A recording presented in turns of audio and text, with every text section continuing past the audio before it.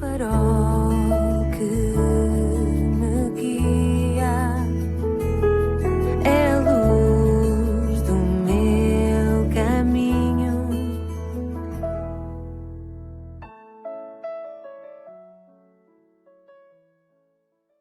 Sou o Carlos Oliveira e quero dar as boas-vindas à 171ª edição do programa Pedindo Luz. O tema hoje é a falha de credulidade. Não confundir com a falha de credibilidade. Falha de credulidade significa lacuna de credulidade, lacuna ou hiato de fé. Falha de fé, falta de crer. Não de querer, mas de crer.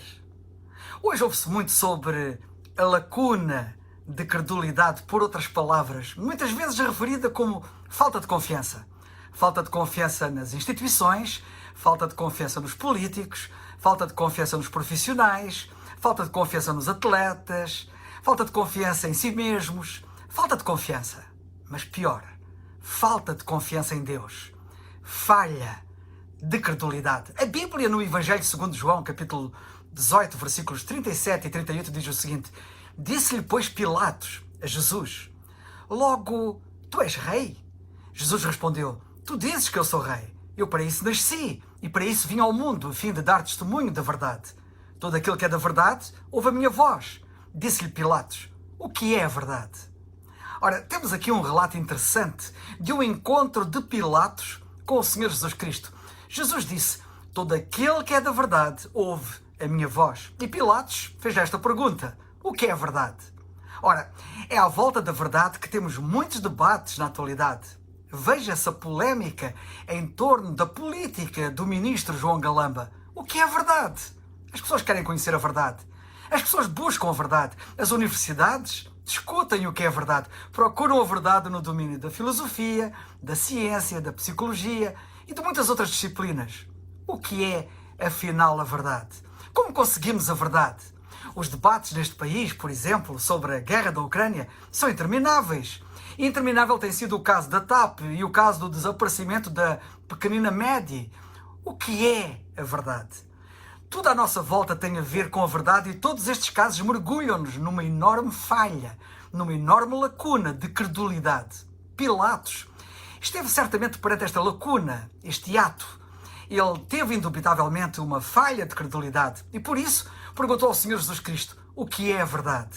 Agora, porquê é que a Bíblia é chamada de Bíblia Sagrada? Porquê? Porquê quando vemos tanta luxúria, inveja, mentira, ódio, ganância, guerra, sexo ilícito e tantos outros pecados nas suas páginas? Porquê é que chamamos a Bíblia de Bíblia Sagrada? Não consegues pegar num livro que tenha nele mais ódio, mais guerra, mais matança do que a própria Bíblia. Não há nenhum livro que tenha nele maior maldade, engano, do que a Bíblia. Mas é chamada de Bíblia Sagrada ou de Santa Bíblia. Sabes porquê que é chamada assim? Porque a Bíblia diz a verdade. A Bíblia diz a verdade sobre tudo. A Bíblia diz a verdade sobre Deus. A Bíblia diz a verdade sobre o homem. A Bíblia diz a verdade sobre o diabo. A Bíblia diz a verdade sobre as suas personagens. Se este livro tivesse sido escrito por meros homens, se não tivesse sido escrito por homens inspirados pelo Espírito de Deus, nunca lerias sobre os fracassos, falhas e pecados dos seus heróis. Mas a Bíblia diz a verdade sobre tudo. Agora, nota que a Bíblia diz que foi o diabo que criou a primeira falha de credulidade. Se tu leres a Bíblia no seu primeiro livro, em Gênesis, verás que Deus disse a Adão e Eva, depois de os criar, que colocara uma árvore entre muitas no jardim do Éden, de cujo fruto não poderiam comer, pois se comessem, morreriam certamente. Adão e Eva estavam num paraíso perfeito, onde não havia qualquer pecado, nenhuma luxúria, nenhum homicídio, nenhum ódio, nenhuma guerra, nenhuma pobreza, nenhuma poluição, nenhuma doença. Era tudo perfeito. E Deus disse que seria tudo deles, que eles desfrutariam de tudo, mas que não poderiam comer do fruto da tal árvore. E porquê? Porque Deus estava a testá-los. Porque Deus deu-lhes a possibilidade de escolha, o chamado livre-arbítrio. Eles poderiam escolher obedecer a Deus, servi-lo, ou rebelarem-se contra ele e seguirem o seu próprio caminho e a sua própria vontade. Deus fez o homem à sua imagem e semelhança e deu-lhes a possibilidade de escolha. Depois a Bíblia diz que o diabo entrou em cena e foi tentar Adão e Eva. E nota o que o diabo lhes disse, por outras palavras. Deus disse que se vós comerdes do fruto da tal árvore morrereis. Ora, deixem-me dizer-vos que isso não é verdade. Vocês não morrerão. Deus tem inveja de vós. Deus sabe que se comerdes do fruto da tal árvore, os vossos olhos ir-se-ão abrir e depois sereis deuses. Sereis como Deus. Avancem, comam do fruto. Não têm que obedecer a Deus. Deem antes ouvidos a mim. Bem, eles creram na mentira do diabo e não na verdade de Deus, e assim foi introduzida a primeira falha de credulidade. Não crer em Deus, não crer na sua palavra, não crer na sua verdade. O homem rebelou-se assim contra Deus e todos os problemas e todas as guerras e todo o sofrimento e a própria morte desabaram sobre a humanidade. Tudo como resultado da rebelião do homem contra Deus. O diabo criou a primeira falha de credulidade que fez entrar toda a miséria no mundo. Poderia desenvolver este assunto na atualidade, não vou fazê-lo. E até poderia falar sobre o que irá ainda acontecer no futuro, e sobre isso direi alguma coisa, com o surgimento de uma personagem que a Bíblia diz que surgirá na história, o Anticristo, uma verdadeira encarnação do diabo, que terá domínio mundial, diz a Bíblia. E a Bíblia diz que muitos voltarão a ser iludidos e enganados por essa personagem. O Anticristo trará a paz à terra, mas por pouco tempo, mas trará. Porém, é a paz de Satanás, uma paz enganosa e breve.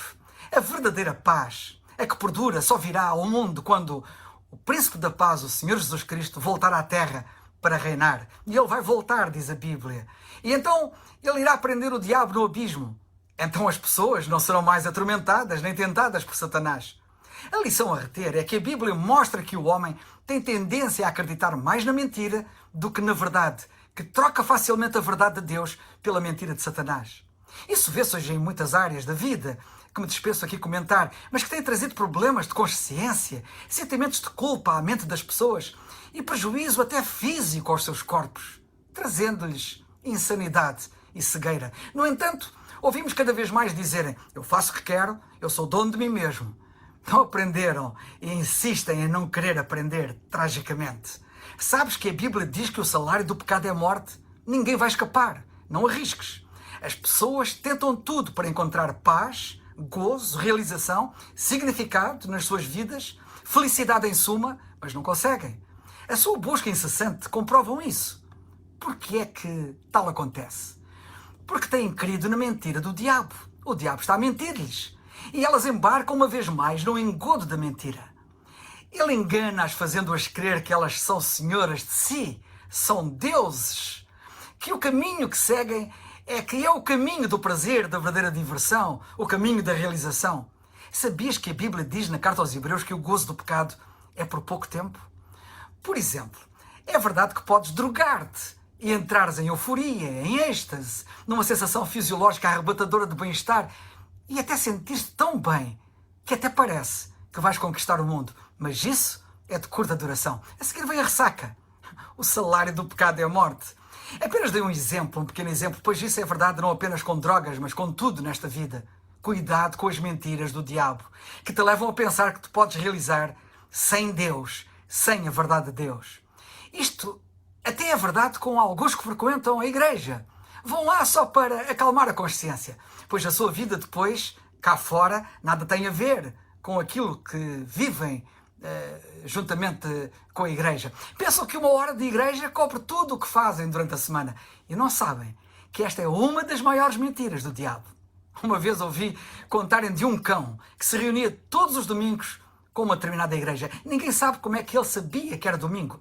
Mas aos domingos de manhã, lá ia ele ao local de culto. No fim, quando o ministro daquela igreja ficava à porta a cumprimentar as pessoas, o cão punha-se ao lado dele e também estendia a pata em cumprimento. Quando todos se iam embora, o cão também ia, regressando à sua casa. Não sei se alguém o tinha ensinado a fazer aquilo, mas era o que ele fazia. E isso até virou notícia que foi publicada num jornal. Agora nota, aquele facto não fazia do cão um cristão. Não é reunir-te com a igreja que te faz cristão, que te salva, mas creres no Senhor Jesus Cristo, creres nele, que disse ser a verdade. Já creste em Cristo como teu único e suficiente Salvador? Ele mesmo disse que conhecendo-o, conhecerás a verdade e que esta te libertará. Ele disse: eu sou a verdade. Quando a ciência um dia descobrir o segredo supremo do universo, os cientistas irão encontrar o Senhor Jesus Cristo. Cristo é a soma total de todas as verdades. Verdades filosóficas, científicas, psicológicas, religiosas. Ele é a verdade. Tudo o que procuras para teres paz, alegria, propósito e felicidade encontras em Cristo. E mais, se quiseres o perdão dos teus pecados e a salvação da tua alma, a Bíblia diz que só podes encontrar isso no Senhor Jesus Cristo. É Ele que conta a verdade sobre o amor. A verdadeira história de amor não é a do famoso filme Love Story, mas aquilo que contou. E Ele disse que Deus amou o mundo de tal maneira que deu o seu Filho unigênito, Ele próprio, para que todo aquele que nele crê não se perca ou não pereça, mas tenha a vida eterna. A verdade que Ele é uma verdade que verdadeiramente liberta. Liberta de quê? Da condenação do pecado. O Senhor Jesus Cristo disse: conhecereis a verdade e a verdade vos libertará. Jesus é verdade, o diabo é mentira. Tu tens capacidades de escolha. Quem vais tu escolher? Escolhe o Senhor Jesus Cristo, a verdade. Não incorras tu agora na falha de credulidade, a falta de crer, que tragicamente tem sido apanágio da humanidade desde o princípio. A Bíblia diz: crê no Senhor Jesus Cristo e serás salvo. Atos 16:31. É o farol